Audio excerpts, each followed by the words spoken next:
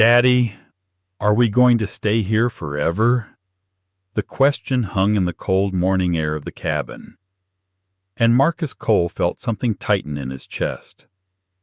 He set down his coffee cup slowly, buying himself a moment, watching his daughter's face across the kitchen table. Sophie was 7 years old. She had his dark hair and her mother's lighter eyes, hazel with flecks of gold that caught the lamplight. She was holding Barnaby the bear by one worn ear, the way she always did when she was thinking about something difficult. The bear had been with her since before, since the apartment in Virginia, since her mother was still alive. Marcus had been awake since before dawn. That wasn't unusual. He'd been awake before dawn every day for 4 years, rising in the gray half-light to check the windows, to listen to the radio, to watch the road that wound down the mountain toward the valley. The road was invisible now, buried under 2 feet of snow that had been falling since midnight. The nor'easter had arrived exactly as the forecast predicted, pushing down from Canada, meeting a system from the coast, a convergence that would close every road within 50 miles. He'd stood in Sophie's doorway that morning, watching her sleep. She was curled on her side, the way she'd slept since she was a baby, one hand tucked under her cheek. Barnaby pressed against her chest.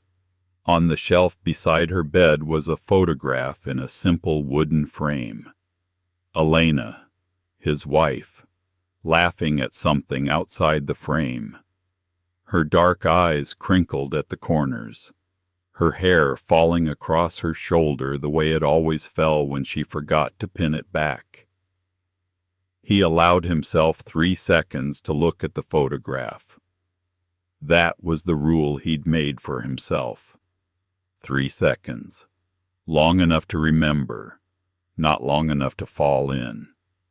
Then he'd gone downstairs to rebuild the fire and start the coffee, and begin another day of keeping them safe, in a world that wanted them dead. But now Sophie was asking a question he didn't know how to answer. Are we going to stay here forever? She was looking at him with those 2 serious eyes, waiting for an answer that would make sense of a life that should never have made sense to a child. What makes you ask that, Bug? She smoothed Barnaby's ears. She did this when she was organizing her thoughts, when she was trying to find words for something complicated. I had a dream, she said, about before, about the other house, the one with the yellow door. And when I woke up, I was trying to remember what it looked like inside. But I couldn't. She paused.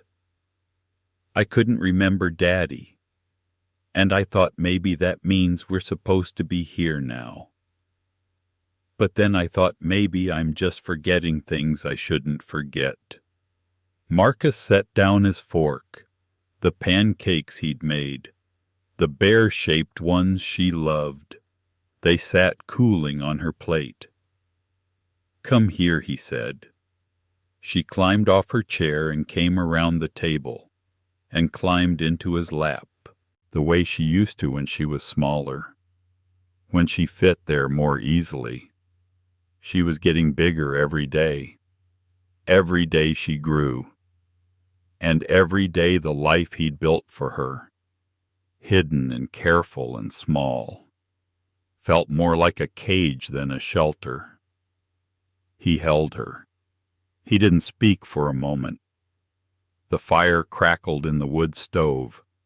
The radio murmured at low volume, tuned to the station that ran national news at the top of every hour. Outside, the snow fell sideways, driven by a wind that sounded almost alive. I don't know if we'll stay here forever, he said finally. I don't know what forever looks like. But I know that wherever we are, we're together, and I know that the things you forget, the house and the details and the things that fade, that doesn't mean they're gone. It just means they're somewhere else now. They're inside you, in the person you're becoming. Sophie was quiet. Then she asked the question he dreaded most. Mom is inside me too. He had to work to keep his voice steady. Yes, Bug, she's inside you too. He felt her nod against his chest. She was quiet for another moment, processing this the way she processed everything, carefully and completely. Then she pulled back and looked at him, with those eyes that saw too much. Do you ever get tired, Daddy, of being careful? He didn't answer. He held her tighter, and he watched the road through the window over her shoulder, and he wondered how much longer he could keep this up. And then Sophie said something that changed everything. Daddy, I think someone is outside. If you believe in the kind of love that shows up every morning, that makes pancakes even when the world is falling apart. Take a moment to like this video and subscribe. Tell us in the comments where you're watching from tonight. Your story matters too. The temperature in Marcus's body dropped several degrees. His face didn't change. His arms didn't tighten around Sophie. But every part of him that had spent 15 years learning to assess threats came fully awake, instantly. What did you see? She was looking at the window over his shoulder. Not scared. Observant. She'd learned to be observant the way he'd taught her, without making it obvious, without drawing attention. A light, she said. In the trees. Moving. He stood, lifting her gently and setting her on her feet. His voice was calm. His hands were steady. Inside, something cold and focused had taken over. Go upstairs, Bug. Take Barnaby. Stay in your room until I come get you. She didn't argue. She didn't ask questions. She'd done this before. She knew the routine.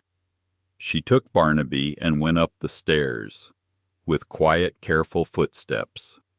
Marcus watched her go. Then he moved.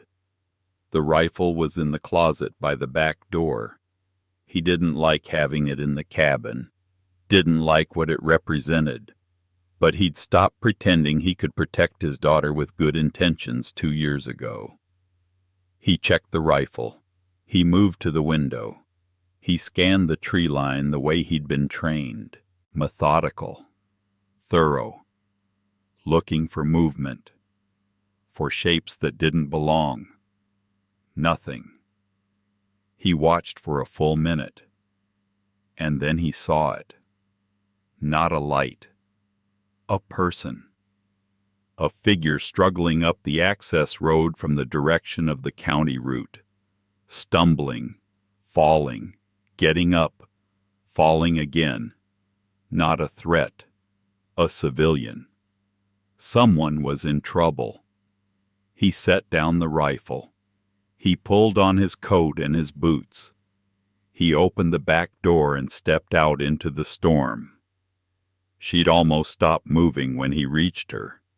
She was maybe 300 yards from the cabin, collapsed against a snowbank, her expensive coat inadequate for the conditions. Her hands were red and clumsy with cold. Her eyes were open but unfocused. And when he crouched beside her, she looked at him with the dazed expression of someone whose body was beginning to shut down. Car, she managed. Her voice was slurred.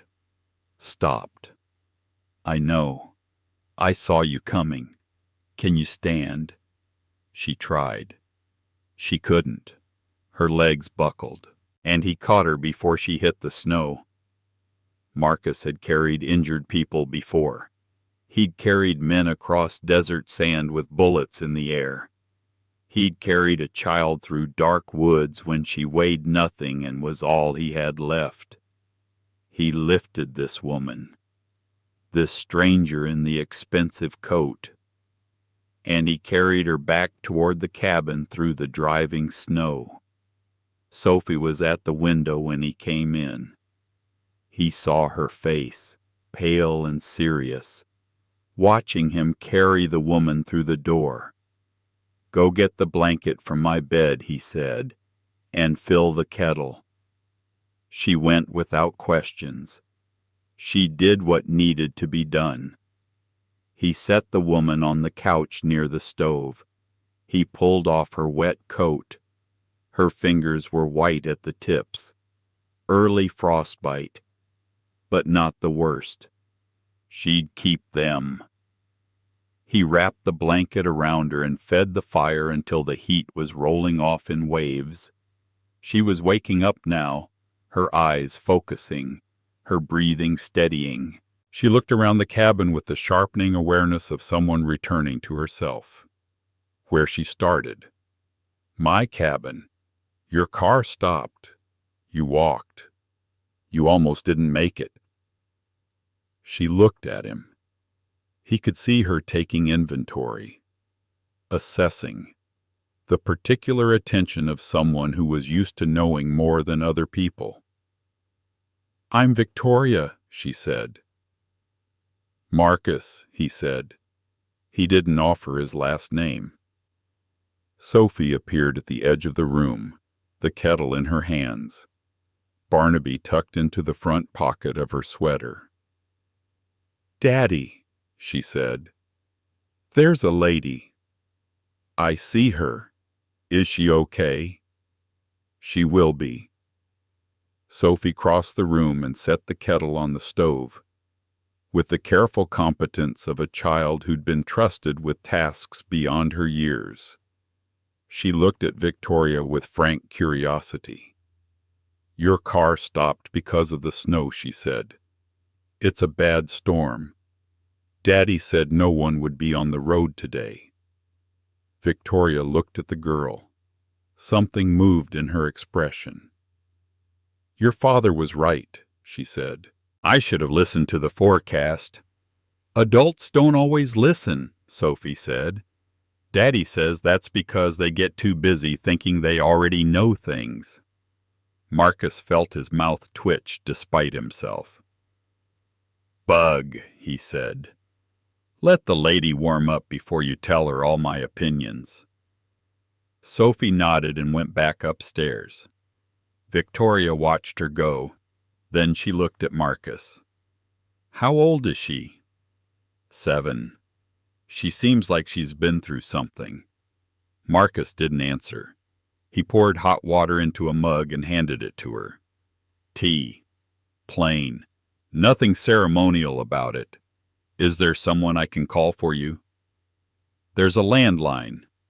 She told him about her assistant Nina, about the tow company that wouldn't be able to reach them until the roads cleared. She used the phone. She made the arrangements. She was efficient, competent, organized. Marcus watched her. He noticed the quality of her coat, even ruined by snow. He noticed her boots, expensive and impractical. He noticed the way she held herself. He noticed. And he said nothing. And he wondered what it would cost him to have let her in. Victoria lay awake on the couch that night, the fire burning low. She couldn't sleep. She was 38 years old. She'd built Ashford Capital from a borrowed desk in Seattle 12 years ago. $14 billion under management. Offices in 4 countries. She'd survived a hostile acquisition, a board coup, 3 years of her own relentless doubt. She'd been driving to a meeting that required discretion, a land developer who wanted no public connection to her firm. She'd told no one where she was going. That was the point. Discretion, she thought now. Looks a lot like dying alone on a mountain road. She looked around the cabin in the dim firelight, the shelf of children's books, the row of stuffed animals visible in the loft above, the drawing taped to the refrigerator, a yellow house, a tall figure, a small figure, a sun with 14 careful rays. She hadn't had a conversation that wasn't strategic in years. She hadn't slept more than 5 hours in longer than she could remember. She had people who handled her calendar, her travel, every aspect of her daily existence. And in a few hours in this cabin, watching a man make pancakes for his daughter and stack firewood in the silence of a storm. She'd felt something she couldn't immediately name. Something that felt almost like longing. The storm didn't relent. The road stayed invisible. The tow company wasn't dispatching. Victoria was stuck. Sophie was delighted. She adopted Victoria with the casual completeness that children reserve for animals and house guests who don't fuss. She explained Barnaby's complete biography. He'd been to 4 states and preferred scrambled eggs to pancakes. Though he never got scrambled eggs because he was a bear and bears don't actually eat breakfast. But if he did eat breakfast, that's what he would prefer. She explained her theory about why snow is quieter than rain. It was about the shape, she said. Rain is round at the bottom and bounces. Snow is flat and sticks. Flat things don't make noise. She explained the plot of the book she and her father were reading together, about a girl who befriended a wolf in the woods, and she had opinions about whether the wolf was trustworthy. And those opinions were detailed and firm. Marcus moved through the morning chores while Sophie talked, chopping wood, checking something outside that required his coat, clearing the porch. He worked with methodical calm, never rushing, never performing. Victoria watched him through the window. She noticed things. His posture, weight balanced, peripheral attention wide, the posture of someone whose body had learned to be ready for something. The radio on the counter, always on, always at low volume. When the news came on at the top of the hour, his movement slowed, not stopped, slowed. The maps on the shelf above the radio, topographic, marked in 2 different inks, blue and red. Older notes in blue, newer ones in red. And the door at the back of the cabin, past the wood stove and the bookshelf, closed and fitted with a padlock that wasn't decorative. She noticed, and she filed the information away, and she wondered what story this man wasn't telling. That afternoon, Sophie took Victoria to the loft to show her something special, the photograph on the shelf beside her bed. "This is Mom," Sophie said, holding the frame carefully in both hands. "Daddy keeps it here so I can see her when I wake up. He says she's still with us, just in a different way." Victoria looked at the woman in the photograph. Dark eyes, warm smile, laughing at something outside the frame. Sophie continued, her voice matter-of-fact in the way children's voices are when they're explaining something they've thought about many times. "I don't remember her voice. I was only 4 when she died, but I remember how she smelled. Like bread. She made bread on Sundays." Victoria didn't speak. Something cracked in her chest. "Daddy says the things we love never really leave," Sophie said. "They just change into the shape of what we do." She put the photograph back on the shelf, with the care of someone handling something precious. Then she looked at Victoria. "Do you have anyone you remember like that?" Victoria was quiet for a long moment. "No," she said finally. "I don't think I do." Sophie nodded, accepting this. She picked up Barnaby and headed for the stairs. "That's okay," she said over her shoulder. "Maybe you just haven't found them yet. If this story is touching your heart right now, if Sophie's words reminded you of someone you carry with you, take a moment to like and share this video. Subscribe for more stories that stay with you long after they end." Victoria woke at 2 in the morning to the sound of movement below. She lay still, listening. Footsteps. Quiet but purposeful. Not Sophie, not restless, deliberate. She rose from the couch. She came down the narrow hall and into the main room. Marcus was standing at the window, looking out at the snow. He was wrapped in a blanket. His back was to her. Something in the line of his shoulders spoke of more than sleeplessness. He heard her but didn't turn. "I couldn't sleep," she said. Silence. She moved closer to the window. The snow had stopped. The sky had cleared. The moonlight made everything silver and sharp. "I heard Sophie earlier," Victoria said, talking in her sleep. She was saying something about being careful, about staying quiet. Marcus's response was flat. "She has nightmares sometimes. Most kids do." Victoria looked at his profile in the moonlight. "What happened to you, Marcus?" He didn't answer. "I've been in enough rooms with enough people to know when someone's carrying something they can't put down," she said. "I've seen men like you before, men who stand a certain way, men who watch doors without appearing to watch them, men who teach their daughters to hide in closets and not ask questions." He turned from the window. His face was unreadable. "You should go back to sleep," he said. "The roads might clear tomorrow." But Victoria didn't move. "I built a company," she said quietly. $14 billion under management, offices in 4 countries, people who handle every aspect of my existence. She looked at the fire. "I haven't slept more than 5 hours a night in 6 years. I haven't had a conversation that wasn't about strategy or leverage or positioning since I can't remember when."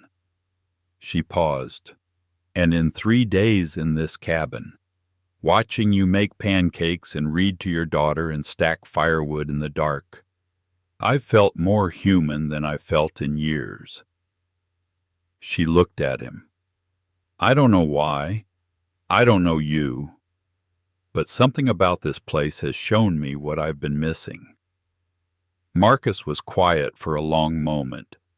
Then he said something that surprised her. "Because it's real. That's why." She nodded slowly. "Will you tell me what you're running from?" "No," he said. "It's not safe for you to know." She accepted this. She pulled her blanket tighter. "If you ever need help," she said, "the kind of help that money can buy but reputation can't, I have resources, people who handle things." Marcus said nothing. Victoria turned and went back to the couch. She lay down in the fading firelight. She didn't sleep for a long time. She found the room on the 3rd night. Marcus had gone out back to check on something. She woke at 4 in the morning to the sound of the door closing. She lay still for 60 seconds, counting. Then she rose. The padlocked door at the back of the cabin was open. The padlock was sitting on the shelf beside it. She knew she shouldn't go in. She went in. The room was small, maybe 10 by 12. It served as a combination of workshop and archive. A workbench along one wall held equipment that wasn't for woodworking. A radio transceiver, a scanner, batteries organized by type and size in labeled rows. The kind of inventory a person assembled if they thought carefully about what they might need when other things stopped working. On the opposite wall, mounted to the bare planks, were three things. The first was a topographic map of the Pacific Northwest, larger than the ones on the kitchen shelf, marked in two different inks. Blue notes older, red notes newer. Several locations circled with dates going back 4 years.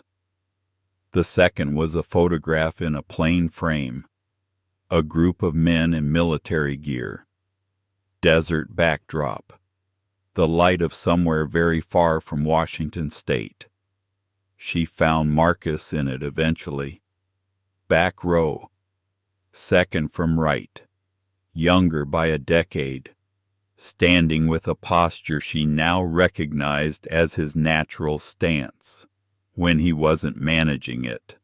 There were names written in pen along the bottom edge, 8 names. 6 of them had lines drawn through them, in red. She stood with that information for a moment. The third thing was a file folder, thin, maybe a dozen pages. The top sheet was a government form. She recognized the format. The name on the form was Cole Marcus R. The date was 4 years ago. In the field marked status, someone had typed a single word, deceased. Below that, stamped in red ink, record sealed. And then she heard his footsteps on the back porch. She stepped out of the room but didn't make it to the stairs. He saw her immediately. He looked at the open door. He looked at her. He was very still. The quality of stillness she now understood wasn't calm, but intense calculation. "I opened the door," she said. "I'm not going to pretend otherwise. What did you see?" "Enough." He crossed the room. He looked past her into the small space, checking, assessing what she might have read. Then he pulled the door closed. "Sit down," he said. She sat at the kitchen table. He added wood to the stove without looking at her. The fire flared and settled. Then he turned. He sat across from her. He looked at the table for a moment. Then he began to speak. His voice was measured, the voice of someone who'd rehearsed these words inside his own head many times, but had never said them aloud. He'd been a member of a Tier 1 Special Operations Unit. He didn't name it. She didn't ask. He'd been good at his job for 11 years. The last 18 months of his service. He'd been embedded with a private defense contractor called Arbor Group. The work was classified. The operations were classified. He'd done classified things before. He'd slept adequately afterward. What Arbor Group asked him to do in the final months of that contract was different. He stopped. He looked at the fire. "You don't need the specifics," he said. "The specifics are the kind of thing that follows you." She understood that he meant follows her, not him. "When I refused a direct order," he continued, "and documented what I was witnessing, there were 2 possible outcomes. The first was that I'd be used to close the loop on the documentation, meaning the documentation and I would disappear together. The second was that I disappeared first." "You chose the second," Victoria said. "A man I trusted chose it for me. He had 48 hours to arrange things. The paperwork came through a week after Sophie and I were already in the mountains." He paused. "He's one of the names with a line through it." The fire crackled. Victoria felt cold despite the heat. The others, Marcus said. Some died naturally, some didn't. 2 of the 6 were men in my unit who knew what I knew. The timing of their deaths is not something I choose to regard as coincidence. Victoria looked at the table. Someone is still looking for you. Yes. How long have you known they were close? He told her about the radio traffic, the patterns he'd recognized, the signals that told him they were getting closer. I was going to move before spring, he said. Find somewhere new. Start again. And now someone knows I'm here, he said. A woman who can't leave until the road's clear. His voice wasn't accusatory, just honest. Victoria met his eyes. I'm not going to tell anyone. You don't know enough to make that commitment intelligently. I know enough, she said. I've dealt with people who disappear others for clean paperwork. I've cleaned up messes left by contractors before. Not this kind. But the shape is familiar. She paused. And I know that a man who keeps his daughter's bear's travel history and makes coffee at the correct temperature is not the kind of person I'm inclined to hand to anyone. He was quiet. That's a strange basis for trust, he said. Most real trust is, she said. They came on the 4th morning. Marcus heard the vehicle first, the sound of 4-wheel drive on the county access road, close enough to be approaching. He was at the kitchen table with his coffee, his head lifted before his mind registered. He was moving in 2 seconds. The go-bag was by the back door. The radio handset was on his belt. He moved through the cabin with the economy of someone who'd done this many times. How many people know you're here? He asked Victoria. Nina. Only her. 6 years with me. She tells no one anything. He nodded once. Sophie, he called. She appeared at the top of the stairs. She looked at his face. Not the bag, not the equipment. His face. Something settled over her expression. A composure that had no business belonging to a 7-year-old. She'd done this before. Hall closet, she asked. Yes. Stay quiet. She came down the stairs.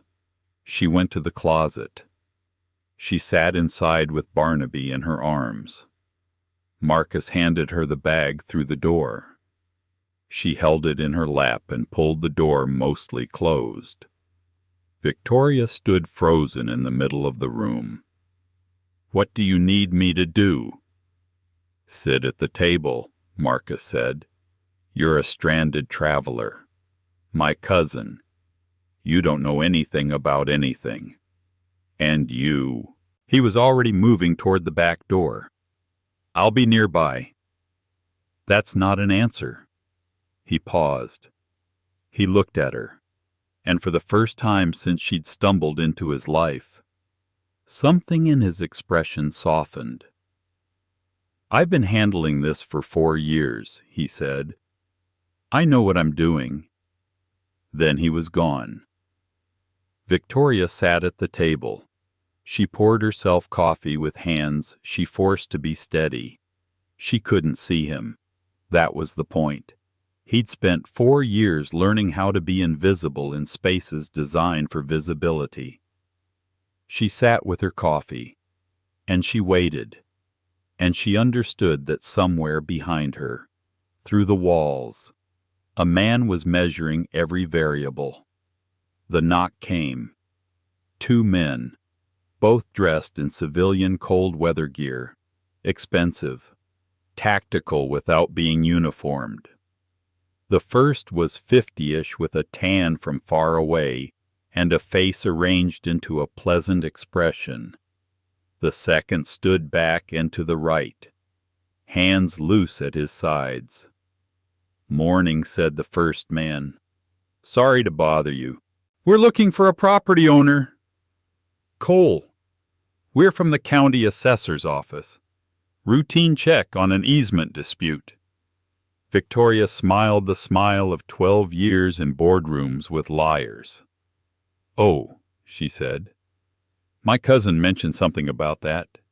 He had to go into town this morning. Road's just cleared enough. I don't know when he'll be back." The man looked past her. His eyes moved around the cabin. "And you are Victoria Marsh, my mother's maiden name."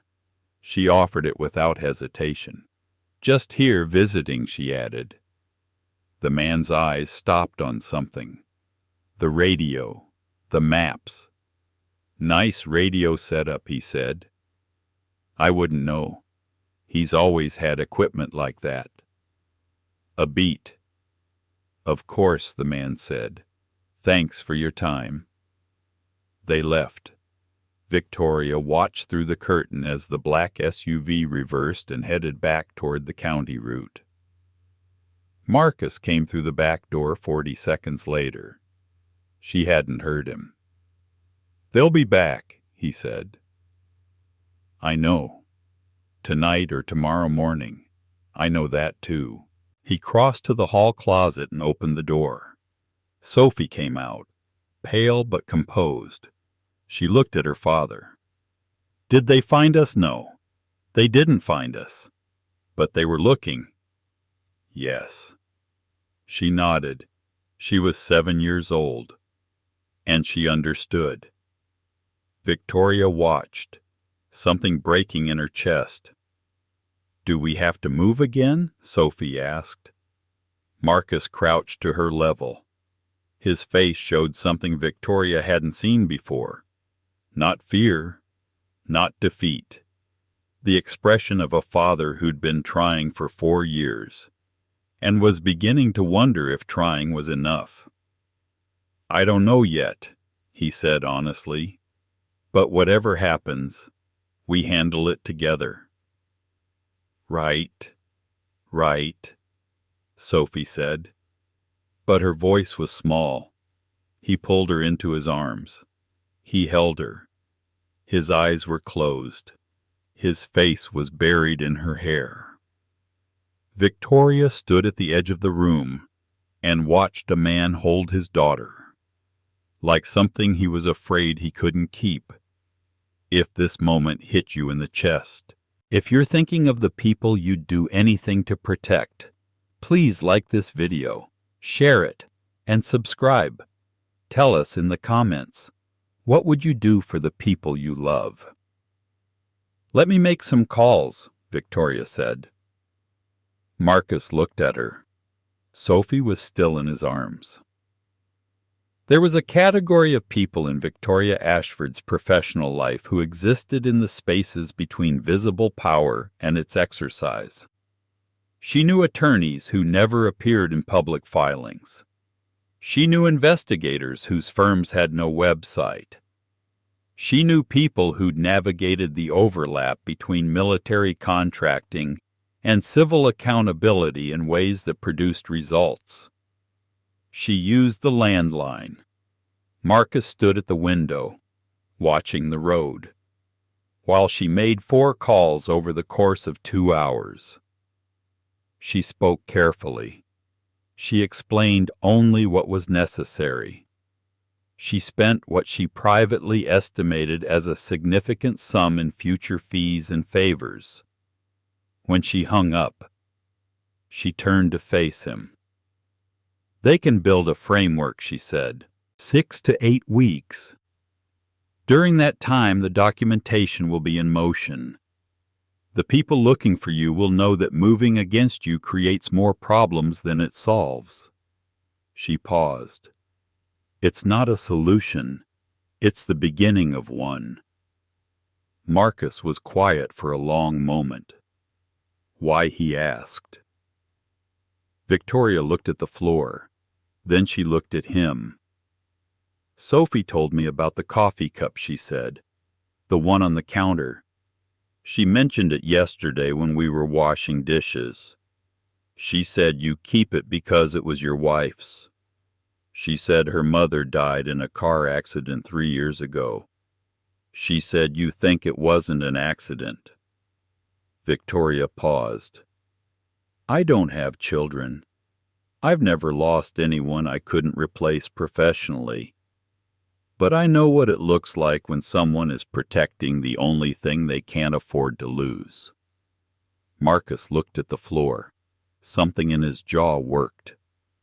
She talks too much, he said, but there was no force behind it. She talks exactly the right amount, Victoria said. The roads cleared the following morning. The sky had gone pale blue, the color that only exists after a major storm. Washed clean, the color of cold water. Chester from the tow company arrived in his truck, cheerful in the way of a man who made his living from other people's misfortune and had made peace with it. He fixed the car in 35 minutes. Ice in the fuel line. Simple. Victoria paid him. She thanked him. She drove the car to the far edge of the clearing where the road began. Then she walked back.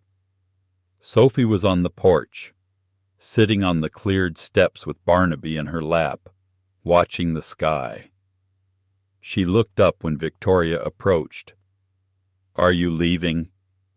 I came to say goodbye, Victoria said. Sophie considered this. Goodbye is sad, she said, but only if you mean forever, if you mean for now. It's just a pause.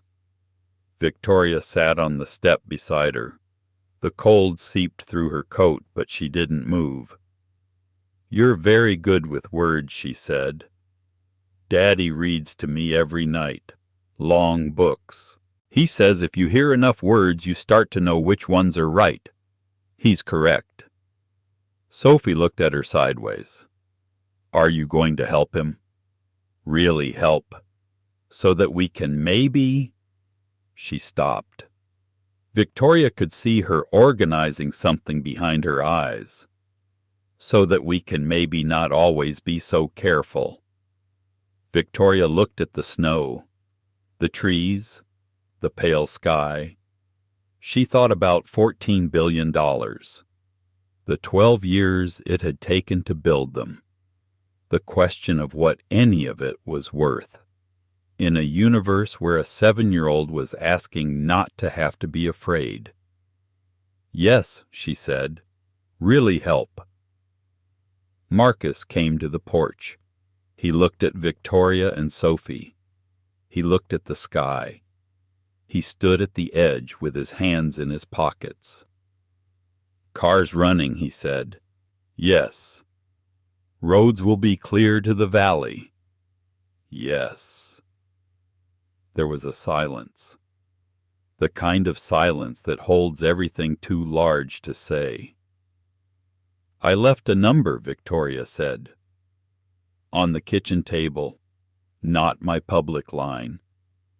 It goes directly to Nina, if anything changes. If the SUV comes back, if you need anything. Marcus reached into his pocket. She hadn't seen him pick up the paper, but he had. I don't generally call people, he said. I know. Call anyway. She told him about the guest house in Wenatchee. Staffed, secure, not in her public assets, held through a foundation. If you need to move before the framework is in place, she said. If you need somewhere with more exits. She paused. Sophie could go to school, a real school. She wasn't persuading. She was laying out terrain and leaving the navigation to him. Sophie had gotten up from the step. She was standing beside her father now, holding Barnaby by one ear, looking up at his face. Marcus looked at the mountains. He looked at Sophie. He didn't say yes. He wasn't a man who said things quickly, but he reached down and put his hand on the top of his daughter's head. A simple gesture, weightless, the kind that didn't require explanation. Victoria understood that it wasn't nothing. She walked to her car. She drove down the mountain through the pale blue cold and the long shadows of the pines. Halfway to Wenatchee, her phone reconnected to the network. The notifications arrived in a cascade. 47 messages, 12 missed calls, 3 urgent flags from Nina. She set the phone face down. She drove another 20 minutes in silence. The mountains fell away in the rear-view mirror, still white, still enormous, still indifferent. Then she picked up the phone. "Push everything to next week," she said when Nina answered. "I need you to set up the Wenatchee property. The guest house. Clean lines. Warm. Nothing that draws attention. Find out what it costs to enroll a child in the local school district mid-year." A brief pause. Nina was excellent at pauses that didn't ask questions. Of course. Anything else? Victoria looked at the mountains one more time in the mirror. Stock the kitchen. Good coffee. Whole beans. And whatever pajamas are appropriate for a 7-year-old. Foxes. She has foxes on her pajamas. She hung up. She drove on. And somewhere behind her, in a cabin at the edge of the clearing, a man stood on a porch and watched the mountains. In his pocket was a folded piece of paper with a phone number on it. In his hand was something else. A drawing Sophie had made that morning. 2 figures in the snow, one tall, one small. Between them a third figure with yellow hair. That's the lady, Sophie had said when she gave it to him. She's part of the picture now. Marcus looked at the drawing for a long time. He thought about 4 years of watching the road. 4 years of teaching Sophie to be careful. 4 years of wondering how long he could keep this up. He thought about Elena, the photograph on the shelf, the promise he'd made her in the hospital, in the last hour, when she was still aware enough to hear him. I'll keep her safe, no matter what it costs. He'd kept the promise. He'd paid the cost. And now maybe. The shape of that cost was changing. Behind him through the door, Sophie was singing something to Barnaby. Her voice was light, unworried, the voice of a child who'd woken up that morning. Not to a drill, not to a signal, but to the smell of coffee and the sound of adults solving things. He folded the drawing carefully. He put it in his pocket next to the phone number. 2 pieces of paper, 2 possible futures. He went inside to where his daughter was, and he closed the door gently, on the white, and the cold, and the silence of the mountain. Some people carry their worth in what they've built, the companies, the accounts, the rooms they're allowed to enter. Others carry it in the people they've become, in order to protect someone who needed them. The mountain doesn't know the difference. But the people who love us, if we're lucky enough to find them, always do.